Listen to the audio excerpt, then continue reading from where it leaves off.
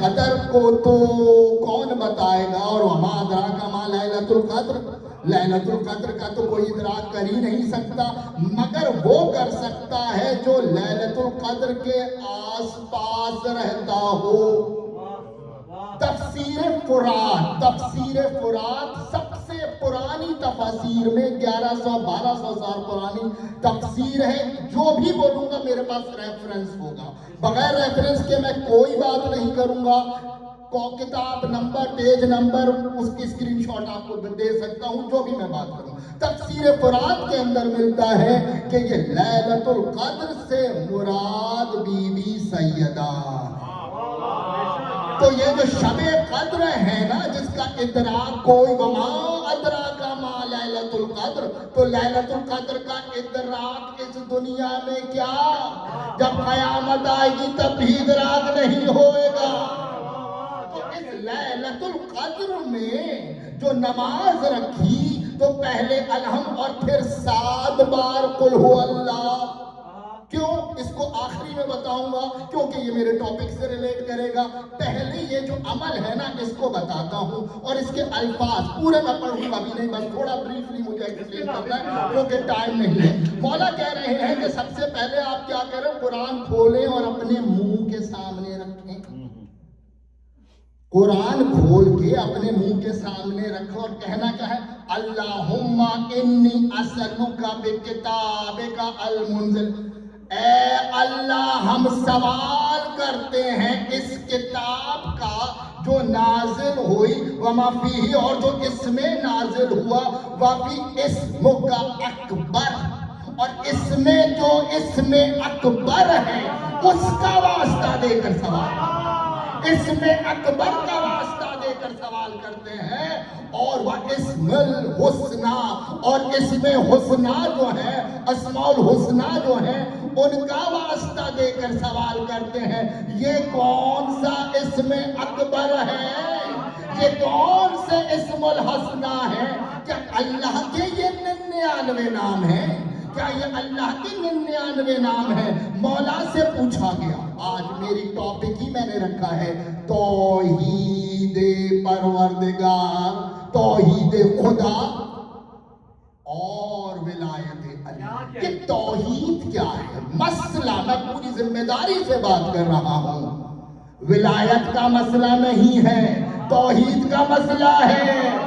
ارے ان کی توحید اتنی ناقص ہے کہ ولایت بلند نظر آتی ہے۔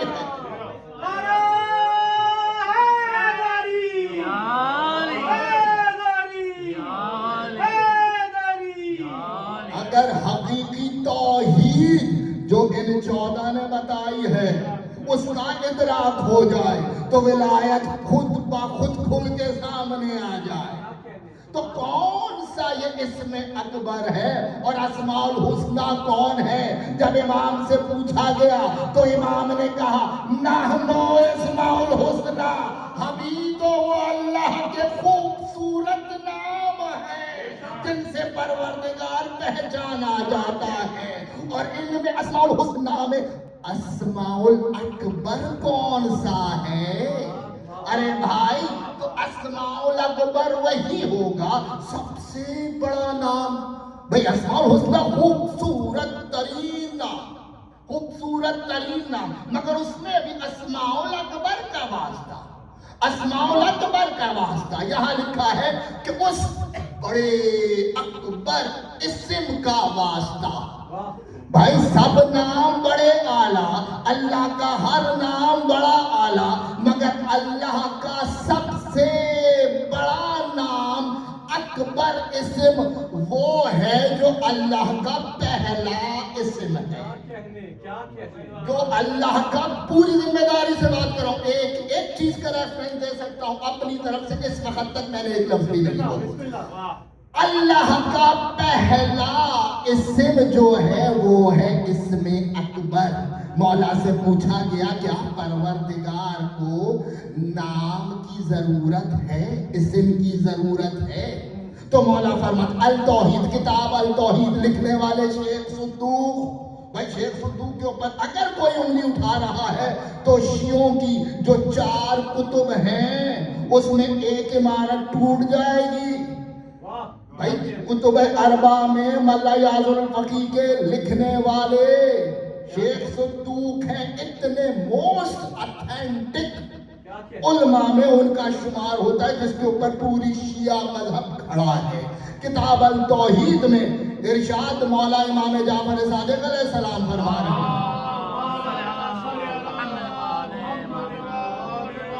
کہ پروردگار کو اپنے ذات کے لیے نام کی ضرورت نہیں تھی، اسم کی ضرورت نہیں تھی، مگر مخلوق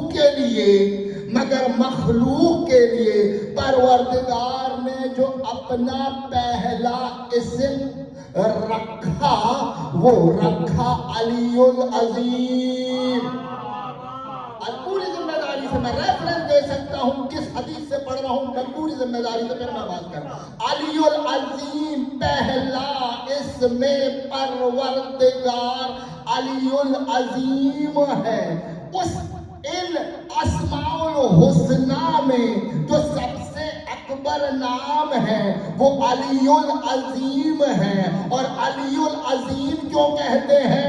کہ جو عظیم علی ہو، جو عظیم علی ہو، اسی لیے پروردگار متکبر ہے، کیونکہ اس نے علی کو بنایا، اور جب علی کو بنایا تو غرور کر کے کہا میں متکبر ہوں۔ متکبر کوئی نہیں ہو سکتا، صرف اللہ کے۔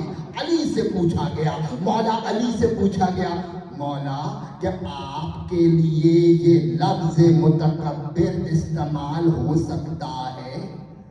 مولا کہتے ہیں کہ بس یہی ایک اسم ہے جو مجھ پہ اطلاق نہیں کرتا۔ کیوں نہیں کرتا؟ کہتے ہیں کہ بس اللہ ہی علی بنا سکتا ہے، پھر ویسا علی کوئی نہیں بنا سکتا، اس لیے پروردگار متکبر کہتا ہے۔ میں اپنے ٹاپک پہ آ رہا ہوں، اور آخری اس کے اندر پھر سب سے پہلے قرآن کھول کے ہم یہ دعا پڑھتے ہیں۔ قرآن کھول کے، کیوں قرآن کھول کے؟ بند کرتے کیوں نہیں؟ کیونکہ ذہن میں ہونا چاہیے کہ ہم یہ صامت قرآن کھول رہے ہیں اور ناطق قرآن کا ذکر کر رہے ہیں۔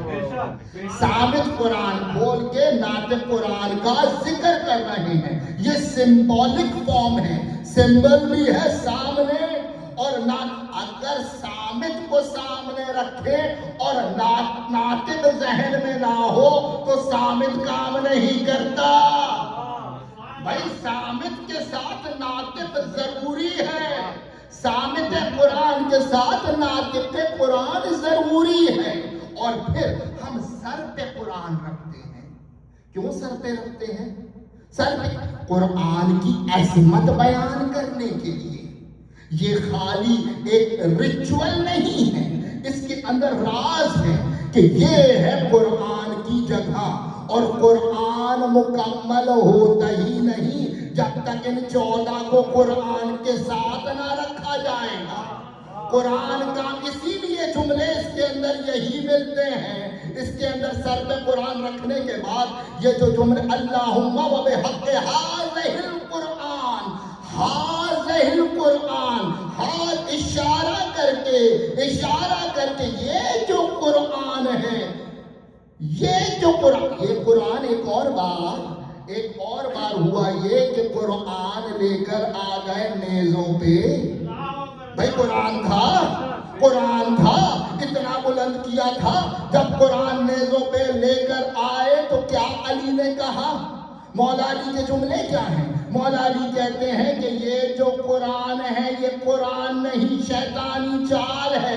پتہ یہ چلا جس قرآن میں علی نہیں وہ شیطانی چال ہے۔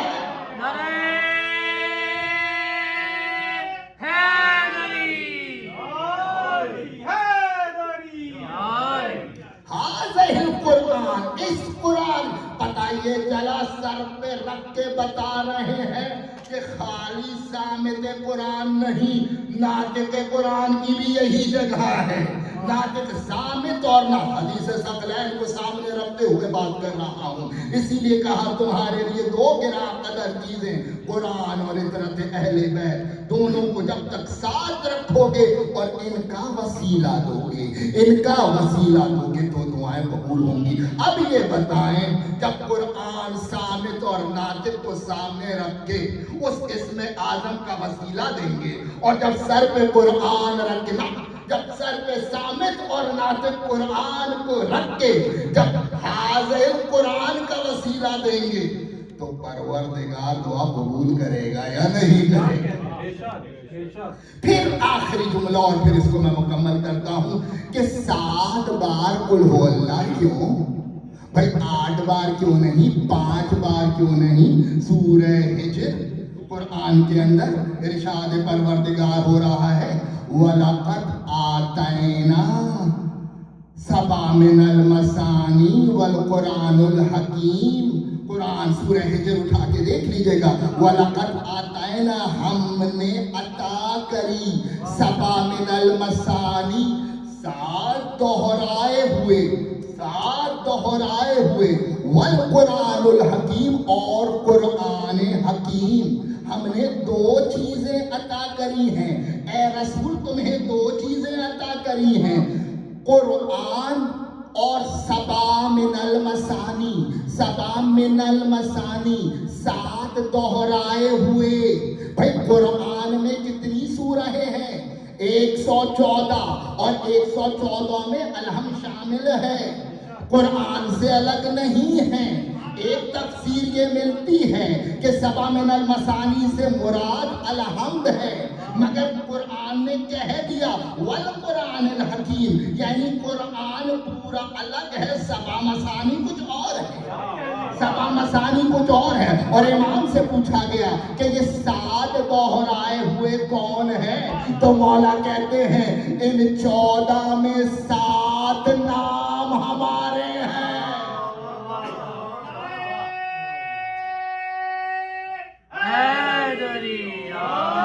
देख लीजिए 5 पंचतन के नाम और 2 इमाम जाफर सादिक और मूसा काज़िम, ये 7 नाम हैं। तो 7 इसलिए जो 14 में इस्म 7 है, 14 में इस्म 7 है, और 7 की अहमियत इसलिए बढ़ जाती है क्योंकि 7 का वास्ता दे रहे हैं।